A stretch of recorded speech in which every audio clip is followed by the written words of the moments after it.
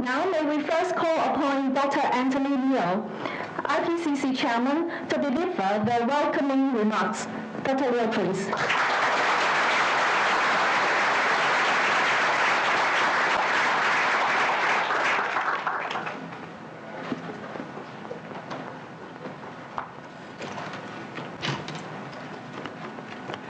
Chief Executive and Professor Hayward, Commissioner, and distinguished guests, and Robert, my good friend, Mr. Justice Pat Tang. Well, first of all, let me, on behalf of all of us, thank the Chief Executive for gracing this occasion. This is no doubt one of the most busy times for her. And I think within living memory, she is the Chief Executive who attends the largest number of functions. And this, of course, is the hallmark of Mrs. Lam, who is extremely devoted to her work. And she deserves, in fact, not only our gratitude for coming here, but the gratitude of the community for the passion and dedication that she brings to the work of Hong Kong. I'd also like to say welcome to all of you coming here today for this symposium, which is the core event of the 10th anniversary of the IPCC. Now, it is said that the number 10 is a magical number. Now, why is this so? Well, it's probably very simple, because we all have 10 digits, well, not all, but most of us have 10 digits. And it is, of course, therefore, the base of the numerical system that we tend to use. 10 is also the figure that is used to denote very large numbers. For example, the 3 times 10 to the power 8 per meter per second, in fact, is in fact the speed of electricity, which later, of course, became the speed of light, as we found out electricity and light are all the same thing. And that represents, in fact, the electricity that courses through the system, of course, that comes to the speakers in here.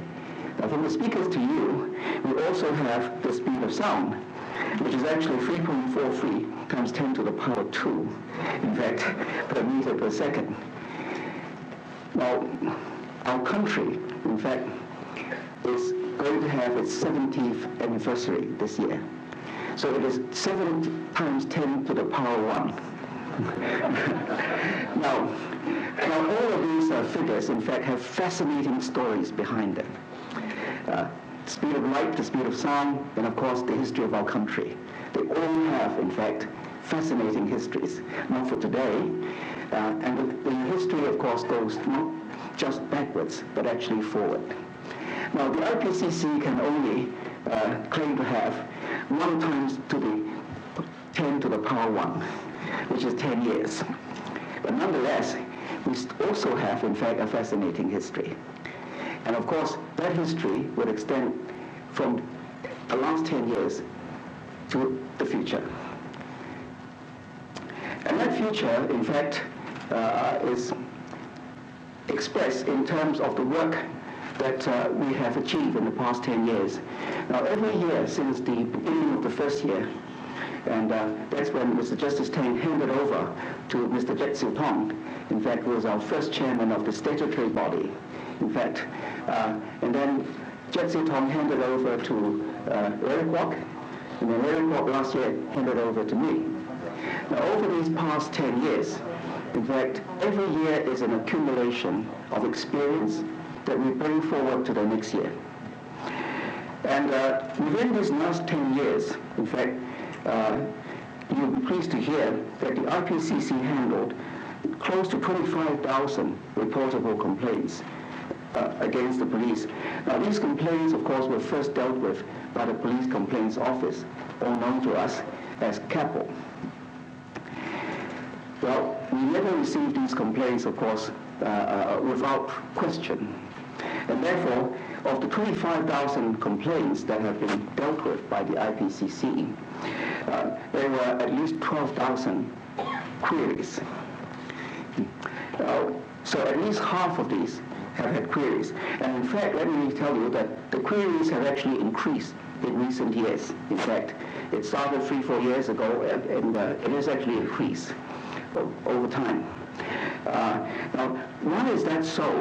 And actually, there's an interesting story behind that. Because over the years, since in fact about 3 to 4 years ago, the number of complaints have actually decreased. And last year it was 24,000. This year it is 1,500. Not 24,000, 2,400. And this year it is 1,500, in fact. So, it increased by 1,000. But that has given us more time, actually, to look at each complaint more carefully. And therefore, in fact, the number of queries have actually gone up. So this, of course, also represents sort of rising experience and the professionalism of the IPCC staff. Now, the work of the IPCC does not end with just a complaint case. In other words, either an endorsement or a change of the classification that the CAPO has. That does not end. The important function of the IPCC is to ensure, in fact, that every complaint, in fact, has two outcomes. The first outcome, of course, is the complaint itself. How should that be classified, whether it should be endorsed or not endorsed, and so on. But to every side of every complaint, there is what I would call a management outcome. In other words, a complaint, in fact, will always be, in fact, an indication of what might be improved, in fact, in the processes of the police. And therefore, we look at each case in terms of what lessons that could be learned from that case.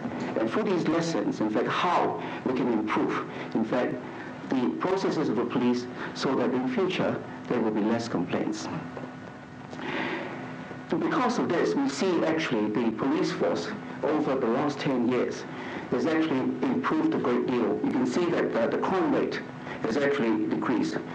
10 years ago, the crime rate was about 1,100 per 100,000 people.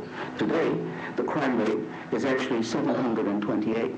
So it's decreased by 30% in terms of the crime rate. And the number of complaints, as I've said, have actually decreased. 10 years ago, in 2009, it was nearly 4,300 complaints for that year. Now this year, as I've said, it's 1,500. So again, it's decreased by a factor of 3. And these opinion surveys have also shown that why there is this decrease of complaints.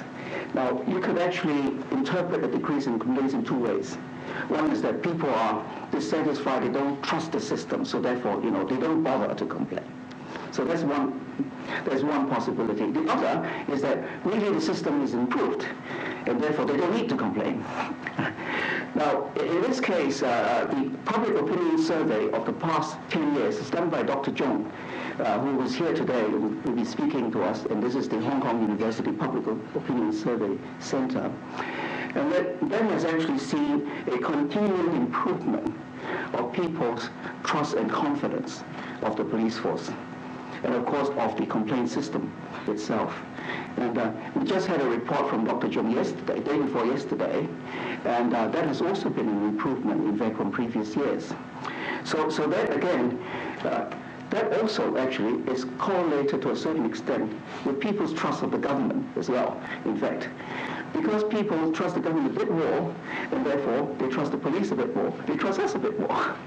So there is a degree of correlation in all of these. So these are important opinion surveys that we should have. But of course, we should not actually sit on our own laurels. We should look to the future. And so we report our work to the public in a quarterly way. In 2012 and 2015, we partnered with Radio Television Hong Kong, and we produced 2 drama series. We have a school program, and in fact we have a youth program, in fact, that the police force has helped us with, in fact, just a few months ago in Fanling and Batham, which was very, very successful. And that, of course, is part of the core program for our overall school program, which we are continuing. So the IPCC has really done a great deal in trying to garner public support. But of course, the work is not done. We still have a lot to do.